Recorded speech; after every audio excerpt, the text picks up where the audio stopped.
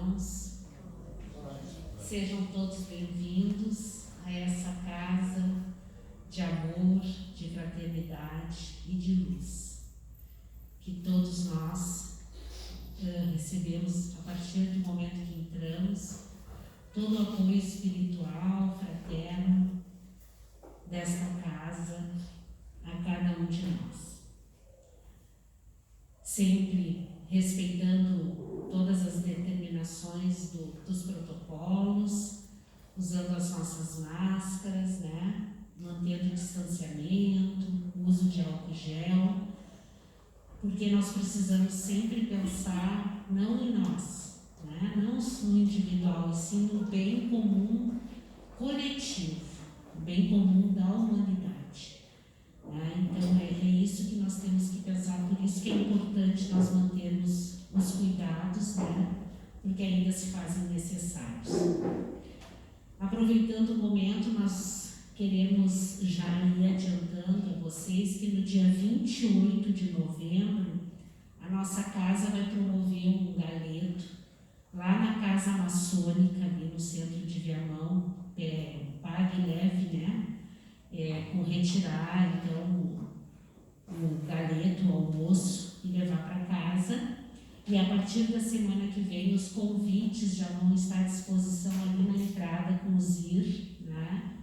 Então, dentro do possível, a gente solicita aí o apoio, o auxílio, a participação dos nossos irmãos, porque a gente realmente necessita, né, para ir tocando a manutenção, os compromissos que a casa tem.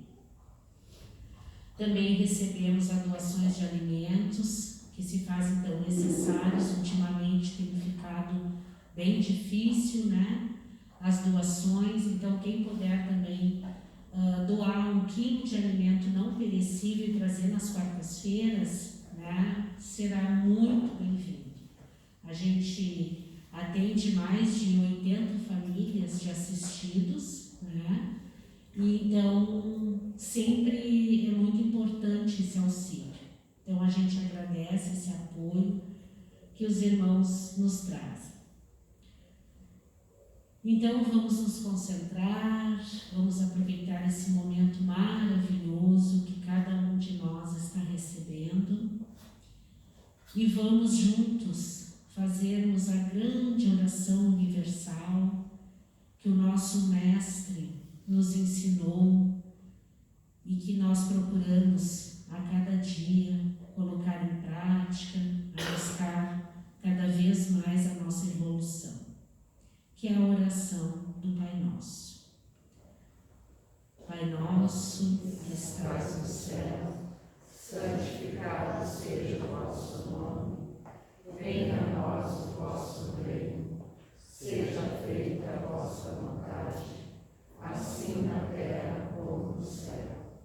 O pão nosso de cada dia nos dai hoje, perdoai as nossas ofensas, assim como nós perdoamos a quem nos tem ofendido. E não nos deixeis cair em tentação, mas livrai-nos do mal. Que assim seja. E na noite de hoje, então, a exposição doutrinária está a cargo da nossa irmã Lúcia Reniel. Não consigo falar demais. Boa noite a todos os irmãos, companheiros de caminhada. É muito bom a gente ter essa oportunidade de se encontrar presencialmente, depois de todo esse tempo, né? Esse é o 2º mês, começamos no dia 8 de setembro. A retomar devagarinho, dentro do possível, a vida que neste momento nós podemos ter. E ainda, por menos que se queira falar nesses acontecimentos da pandemia, da mudança de hábito, mas nós devemos aproveitar o máximo de ensinamentos que esse momento nos traz. Lembrando sempre que Deus não faz nada que não tenha um grande propósito. todos os acontecimentos, mesmo que para nós, dentro da nossa compreensão ainda tão pequenininha, pareça que é uma coisa sem sentido, que não é necessário, mas se tivéssemos a clareza de observar os acontecimentos das nossas vidas e analisar cada um deles, todos vêm carregados de ensinamento. Não tem como nós pensarmos diferente, porque é bastante claro que Deus tem um propósito em cada ação, em cada acontecimento, em cada pessoa. E neste nosso caso, ainda refletindo os hábitos de máscara, de álcool, de distanciamento, essa sala está com talvez 1/3 das pessoas que vinham antes, né? Muitas pessoas ainda com muito receio, se cuidando. Mas a primeira coisa que nós podemos notar, aonde nós ficamos durante esses meses todos, eu acho que 18 meses, né? Nós ficamos no trabalho, nós ficamos na casa espírita, na igreja, no clube. Não. Nós ficamos nas nossas casas, com as nossas famílias.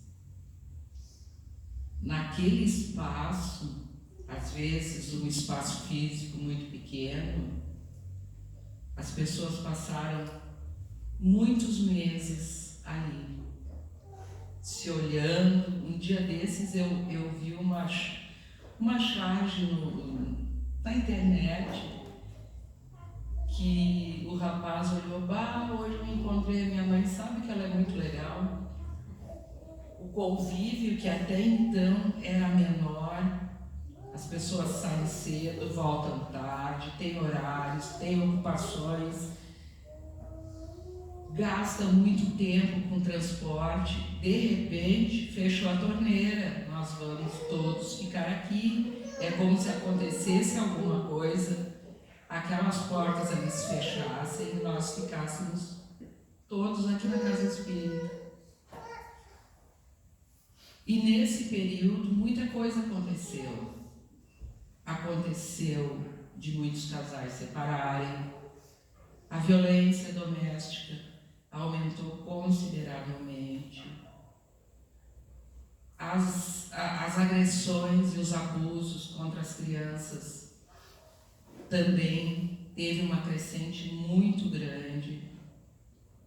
As crianças não podiam ir à escola, normalmente quem atende essa parte é a escola. Então, tantas coisas aconteceram, e aí alguém poderia pensar: mas isso foi por causa do corona. Corona foi a bênção que Deus mandou para que nós parássemos um pouco nessa nossa rotina e olhássemos para o irmão, para o filho, para o pai, para o cunhado, enfim, para quem mora conosco, para quem é a nossa família. E aí nós vamos saber que o grande trabalho que nós temos nesse planeta, o grande trabalho que nós temos a realizar nesta nossa encarnação, é exatamente ali, na nossa família. Nós, pegando o Evangelho, capítulo 4, fica a sugestão para depois ser lido com atenção e conversado em casa. O capítulo 4, do item 18 ao 23, nos fala exatamente nisso que nós vínhamos falando antes.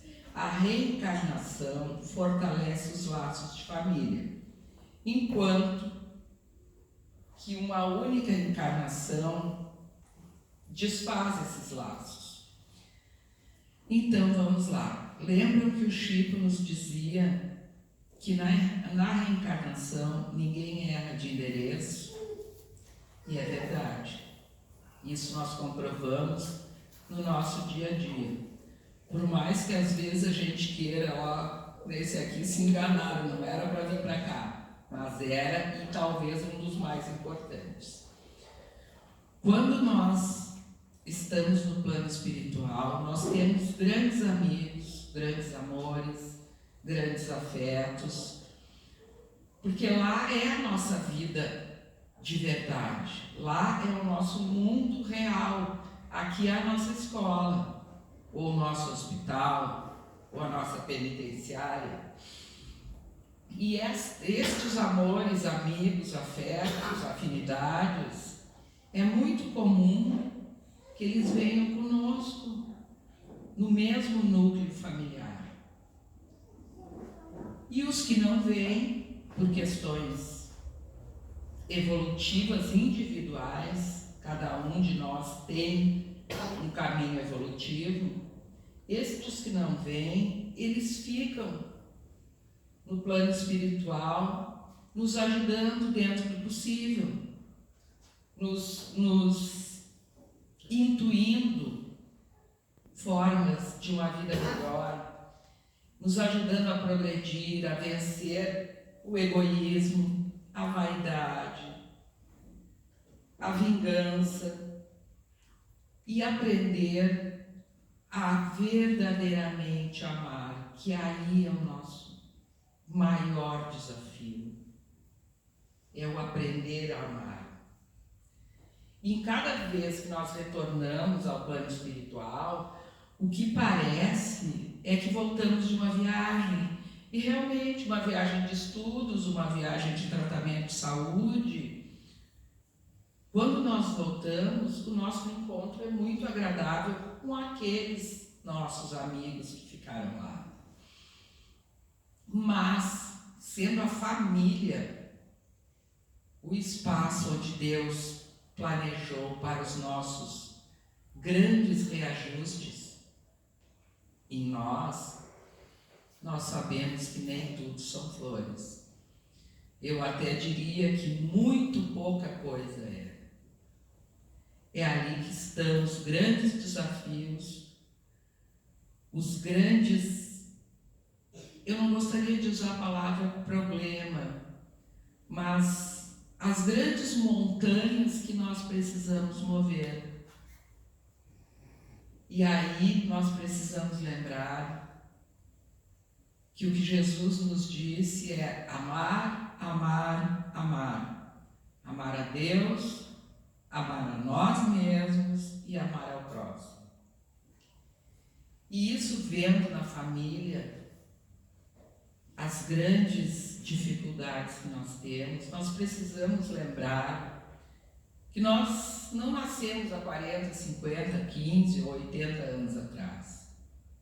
Nós somos espíritos milenares. E nessas nossas caminhadas, nós já vivenciamos experiências muito fortes, muito marcantes. Nós já sofremos experiências de muita dor, de causar dor ao outro, de sofrermos em nós a dor. E nessa família que hoje nós temos e que nas próximas vindas teremos, o plano espiritual organiza um objetivo de reunir tanto pessoas que têm afinidade, têm amor umas pelas outras, como também grandes inimigos, muitos algozes, muitas vítimas. Claro que nós temos a bênção do esquecimento, porque se nós lembrássemos, seria impossível a convivência. Então, esse grupo que foi tão bem planejado na espiritualidade, nós recebemos os bebês de uma maneira indefesa, de uma maneira frágil, de uma maneira que nos encanta, mas ele não é aquele bebezinho que nasceu ontem ou que nasceu semana passada. Ele é um espírito, como nós todos. Ele tem uma história de sucessos, uma história de amor, uma história de tristezas, uma história de sofrimento, uma história de ter feito mal. E está tudo guardadinho nele, por menorzinho que seja, toda essa história está lá com ele. Então, esse nosso grupo foi pensado de maneira trazendo dessa forma tão frágil, no colinho, que o amor fosse despertado em cada um. E não que se pense que nós estamos começando agora. Não que se pense que alguém é mau, que o outro é vítima. Não, nós estamos exatamente com quem nós precisamos estar. Nós estamos convivendo com as pessoas que nós temos débitos, ou que têm débitos conosco, e com, algumas vezes, com quem nós temos afinidades. E esse grupo, claro, que já foi planejado com bastante antecedência, e conosco também. Nós também opinamos. Mas aí alguém poderia dizer, eu não me incluo no que tu estás dizendo, porque eu não tenho família. Não sei quem é minha mãe biológica, não sei quem é meu pai biológico, eu fui adotado. Isso é uma outra coisa que nós precisamos ter muito presente, meus irmãos. Todos nós somos adotados. Todos. Alguns foram adotados na concepção, outros foram adotados depois de nascidos. Porque nós estamos mães e estamos pais. Mas sabemos que nós somos irmãos, porque o Pai, o Criador, é Deus. Então, todos nós somos adotados, ou na concepção ou depois de nascido. E as famílias são os grupos de convivência. Aquela família da propaganda da margarina é só na propaganda da margarina. As nossas famílias são famílias reais. Família quem é? Pessoas que vivem juntos, que têm laços afetivos, que se apoiam, que se amam, que brigam, que têm grandes diferenças, mas é aquele grupo de convivência. Nós temos famílias com 2 pais e os filhos, são famílias, 2 mães e os filhos, ou uma mãe e os filhos, o pai e os filhos. São famílias, são os grupos que foram acordados para virem, para se reajustarem.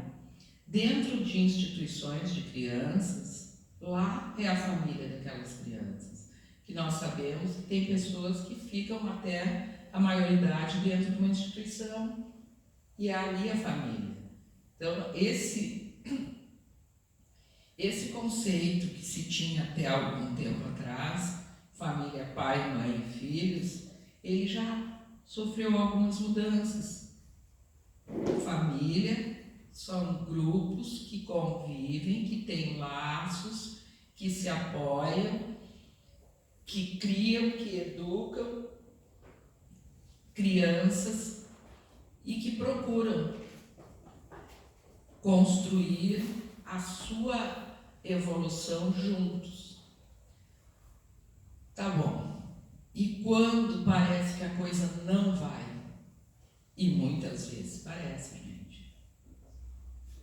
Muitas vezes a gente não entende o que que pode ser feito? Quantas famílias que o pai não atende aos compromissos, que o pai não protege, não educa, não ama aqueles filhos biológicos ou adotados depois de nascidos. Isso acontece bastante, mas aquele pai fez um planejamento, se comprometendo com aqueles meninos, com aquelas crianças que ele recebeu. E quantas vezes nós vemos mães que são omissas, que são descuidadas. E os filhos, gente, até tem um ditado que as pessoas dizem que os filhos são igual aos dedos da mão. Um é diferente do outro. Mas por que isso? É claro que um é diferente do outro. Não é por serem filhos do mesmo pai e da mesma mãe, biologicamente, serem educados, orientados, que eles serão iguais. Eles têm as histórias deles, eles são espíritos tão antigos quanto nós. Então isso não justifica. E a gente vê as diferenças. Um filho é extremamente dedicado ao trabalho, o outro é muito preguiçoso. Um tem bastante saúde, o outro tem problemas graves de saúde, tem limitações, tem dificuldades de saúde. E aí nós vamos de novo lembrar o que Jesus nos disse. Precisamos aprender a amar incondicionalmente. E não vai ser dessa vez, gente. Nós precisamos, cada um de nós, conquistar uma segurança e uma fé, sabendo que esse caminho é longo e não é muito fácil. E além de não ser muito fácil, é bem difícil. Nós vamos construindo em nós essa capacidade de amar. Nós precisamos ter pelo menos a vontade e o interesse em limpar do nosso coração, da nossa cabeça, o que nos impede de evoluir, que são muitas coisas. É o ódio, é a ira, é a vingança, é o orgulho, é o egoísmo. E aí nós entramos na parte talvez mais importante, depois de aprender a amar, e que está dentro dessa parte também, no objetivo da nossa vinda, que é a reforma íntima, a mudança interior, a nossa melhoria como espírito, como ser imortal. Nós não vamos deixar de existir depois dos 80, 90 ou 100. Nós vamos voltar e voltar e voltar e voltar. Por isso, essa importância em limparmos todos esses... Se a gente fala defeito, parece que é alguma coisa... Mas são limitações, são ainda incapacidades que nós temos. E essas vindas aqui são prioritariamente com isso, dentro, inicialmente, do grupo da família. Mas por que nós estamos falando isso? Porque nós pensamos assim, a mãe, o pai e os 2 filhos, os 4 se comprometeram de virem juntos para essa caminhada na Terra, para evoluírem se amando, se aceitando, se respeitando, construindo uma vida juntos. E aí tem 1 ou 2 ou 3 que parece que não tem essa intenção. Que não, mães e pais que fazem muito, às vezes mais do que podem por um filho, e aquele filho está sempre insatisfeito, sempre infeliz, como agora nós temos visto casos inúmeros de suicídio em jovens, né? Muitos jovens usuários de droga, de álcool, enfim. O pai ou a mãe vão obrigar a amarrar esse filho dentro de casa? Isso é humanamente impossível. O pai e a mãe, ou quem estiver mais comprometido, vai continuar oferecendo amor. Amor que protege. Não é permissividade, excessiva tolerância, aceitação desmedida. Eu amo muito meu filho, ele pode fazer tudo o que quiser. Isso não é amor, isso é desamor. Mas o que nós precisamos lembrar muito é que nós não podemos dar ao outro o remédio que nós precisamos tomar. Se esse filho, se esse pai, se esse irmão, que nós tanto buscamos um reajuste, um amor com eles não estão ainda dispostos, não estão ainda maduros para isso, nós continuamos o nosso passo, o compromisso, mantendo o compromisso que fizemos lá atrás antes de virmos para o planeta. Continuamos amando, protegendo dentro do possível, pedindo a proteção do plano espiritual, mas nós não podemos nos responsabilizar por aquele irmão que hoje é nosso filho, por aquele irmão que hoje é nosso pai. Então, por isso é importante que nós sempre tenhamos bem claro a reforma íntima é feita em nós, cada um em si. Nós não temos como obrigar, ou forçar, ou cobrar que o outro faça nele. Podemos sim dar oportunidades e exemplos, mas o grande compromisso é conosco. E aí tem alguns filhos que dizem: eu não pedi para nascer. Todos nós pedimos, gente, e pedimos insistentemente, porque a oportunidade de uma vida no plano físico, no plano terrestre, é muito importante para nós, é muito necessária para o nosso adiantamento espiritual.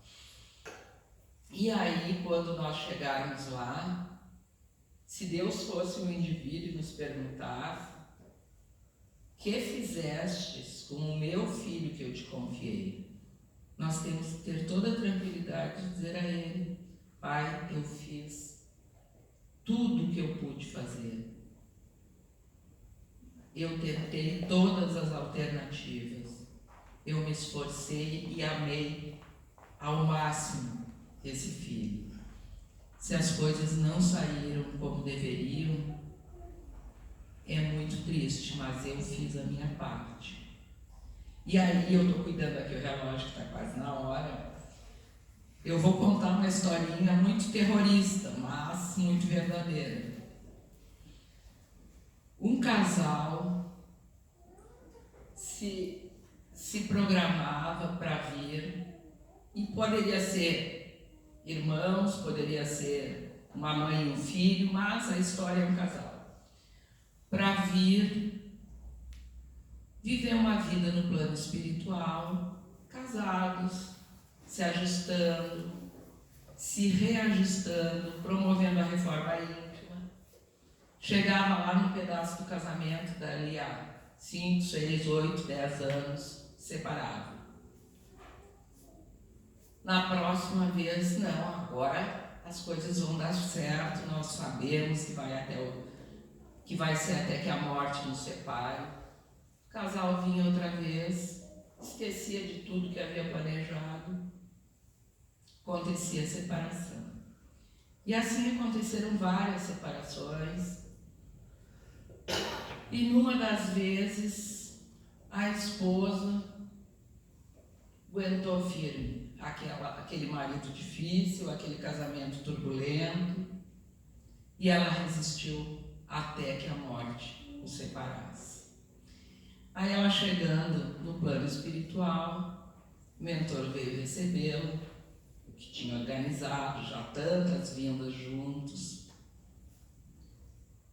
E ela disse: viu, dessa vez deu certo.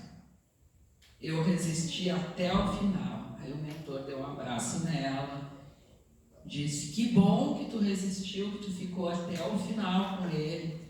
Então, na próxima vez, tu vem para aprender a amar, ou melhor, a amá-lo. Quer dizer, aguentar, não. Amar, sim. Agradeço muito a atenção de todos. Nos coloco à disposição, nos coloco para alguma dúvida, algum esclarecimento.